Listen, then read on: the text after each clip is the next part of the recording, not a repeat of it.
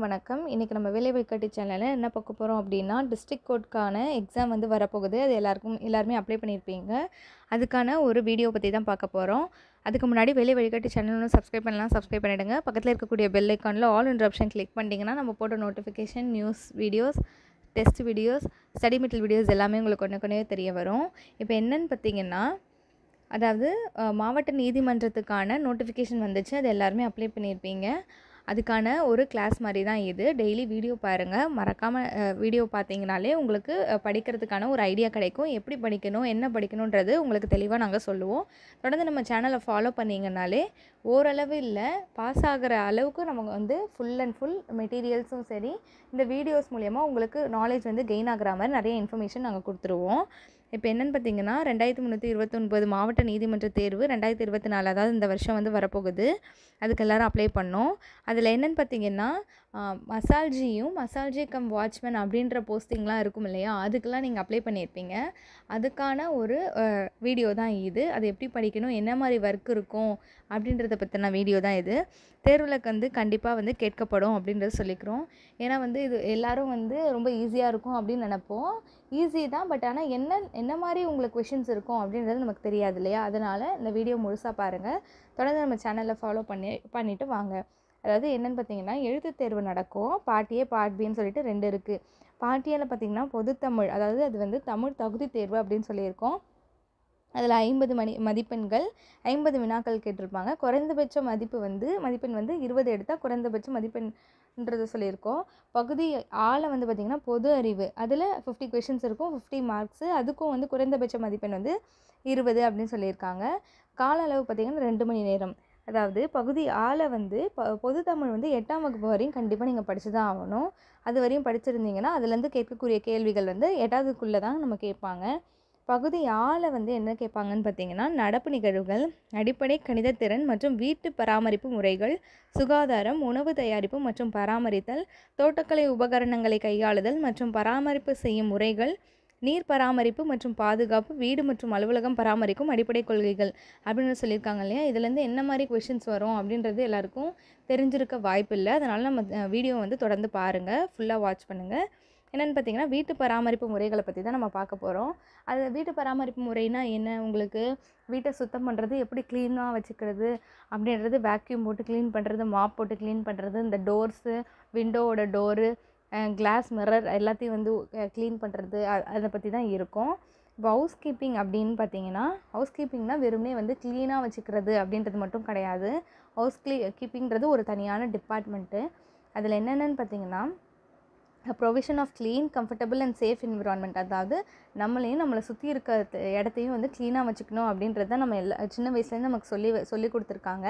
அதை எப்படி நம்ம சுத்தமாக வச்சுக்குவோம் அப்படின்னா, அதாவது வேக்யூம் யூஸ் பண்ணி க்ளீன் பண்ணுறதா இருக்கட்டும், இல்லை பெருக்கிறதா இருக்கட்டும், மாப் போடுறது, எடுத்த பொருளை கரெக்டாக அந்த இடத்துல வைக்கிறது, அப்புறம் வந்து ஃபினால் இல்லை டெட்டால் போட்டு வாஷ் பண்ணுறது, துடைக்கிறது எல்லாமே வந்து ஹவுஸ் கீப்பிங்கில் தான் வரும். அது மட்டும் இல்லாமல் also we can say that house keeping is the basic need of hospitality industry அப்படின்றது சொல்லியிருக்காங்க. இம்பார்ட்டன்ஸ் பார்த்திங்கன்னா, ஹவுஸ் கீப்பிங் வந்து is not just a cleanliness, வெறுமனே சுத்தமாக வச்சுக்கணும் அப்படின்றது மட்டும் நம்மளால் சொல்லிட முடியாது. அது என்னென்னு பார்த்தீங்கன்னா,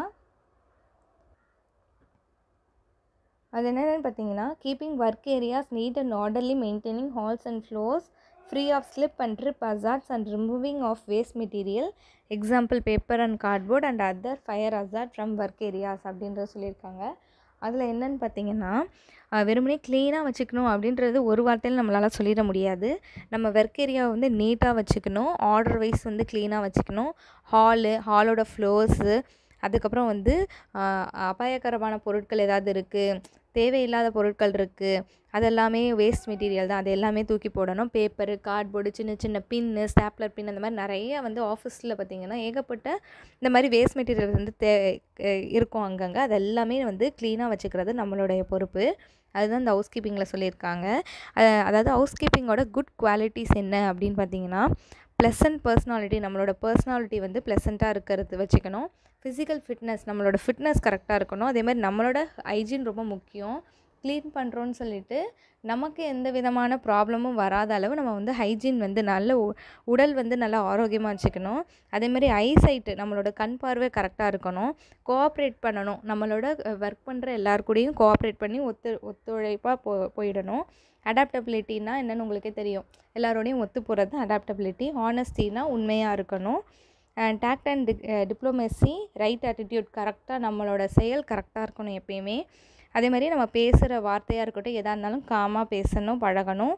பங்க்சுவாலிட்டி கரெக்டாக ஆன் டைம் போகணும். நம்மளோட ஒர்க் ஏரியாவை ரொம்ப க்ளீனாக வச்சுக்கணும். எல்லாருக்கிட்டையும் வந்து அடாப்டபுளாக அந்த என்விரான்மெண்ட்க்கு அடாப்ட் ஆகிக்கணும். இந்த மாதிரி ஒர்க்குன்னு நமக்கு தெரிஞ்சிடும். அதனால் எல்லோரும் எப்படி இருப்பாங்கன்றது நமக்கு தெரியாது. அதுக்கு தகுந்தாப்பில் நம்ம அடாப்ட் ஆகிக்கணும். அதே மாதிரி நல்ல ஞாபகமும் வச்சுக்கணும். அடுத்து பார்த்திங்கன்னா ஹவுஸ் கீப்பர் ரெஸ்பான்சிபிலிட்டி. அவங்களோட ரெஸ்பான்சிபிலிட்டி என்ன அப்படின்னு பார்த்திங்கன்னா, keeping facility and common area clean and maintain.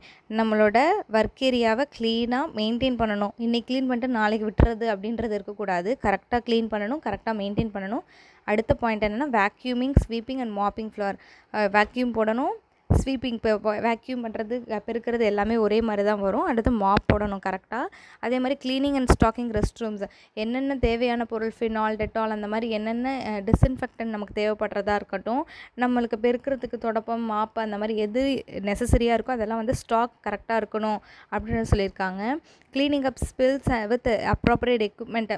அங்கங்கே எச்சில் துப்புறாங்க இல்லையா, அதெல்லாம் கரெக்டாக ப்ராப்பராக வந்து க்ளீன் பண்ணணும். ப்ராப்பர் எக்யூப்மெண்ட் வந்து க்ளீன் பண்ணணும் அப்படின்னு சொல்கிறாங்க. Notifying manager of necessary repairs. ஏதாவது ரிப்பேர் இருக்குது, இப்போ ஏதாவது பாத்ரூம் டோரில் ஏதாவது ரிப்பேர் இருக்குது, எங்கேயாச்சும் ஏதாவது ப்ராப்ளம் இருக்குது அப்படின்னா கண்டிப்பாக வந்து மேனேஜர்ஸ் கிட்ட நோட்டிஃபை பண்ணணும் அப்படின்னு சொல்கிறாங்க.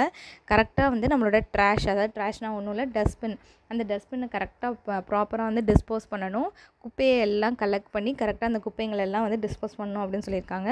Assisting guest when necessary. Guest வந்தாங்கன்னா அவங்களுக்கு வந்து கரெக்டான பாதை வந்து சொல்லணும், இப்படி இந்த பக்கம் போகணும் அப்படின்றது வேலையும் ஹவுஸ் கீப்பிங்கோட வேலை தான் அப்படின்னு சொல்லிக்கிறாங்க.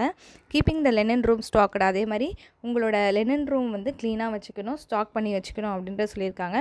Properly cleaning upholster furniture. அதாவது அது நம்மளோட அந்த உட்கார்ற ஃபர்னிச்சர் முதற்கொண்டு அழகாக தொடச்சி க்ளீனாக வச்சுக்கணும் அப்படின்றது தான் ஹவுஸ் கீப்பரோட ரெஸ்பான்சிபிலிட்டி. இது எல்லாமே என்னென்னு பார்த்திங்கன்னா, மசால்ஜி கம் வாட்ச்மேன் யாராக இருந்தாலும் இந்த மாதிரி ஒர்க்கர்லாம் வந்து தெரிஞ்சிருக்கணும். இதுக்கு நான் குவாலிஃபிகேஷன் வந்து 8th குவாலிஃபிகேஷன் தான். அதனால் எல்லாருமே அப்ளை பண்ணியிருப்பீங்க. படிக்காமல் மட்டும் விட்டுறாதீங்க. தொடர்ந்து நம்ம சேனலை ஃபாலோ பண்ணிங்கனாலே நம்ம வந்து நிறைய வீடியோஸ் வந்து இது மாதிரி தொடர்ந்து போட்டுட்ருப்போம். அந்த வீடியோஸ் பார்த்திங்கனாலே உங்களுக்கு நிறைய ஐடியா கிடைக்கும். அதே மாதிரி உங்களுக்கு டெஸ்ட் பேட்ச் வந்து ஒன்று போயிட்டுருக்கு. அதில் வந்து நீங்கள் ஜாயின் பண்ணணும் அப்படின்னு நினச்சிங்கன்னா வெறும் இது மட்டும் கிடையாது.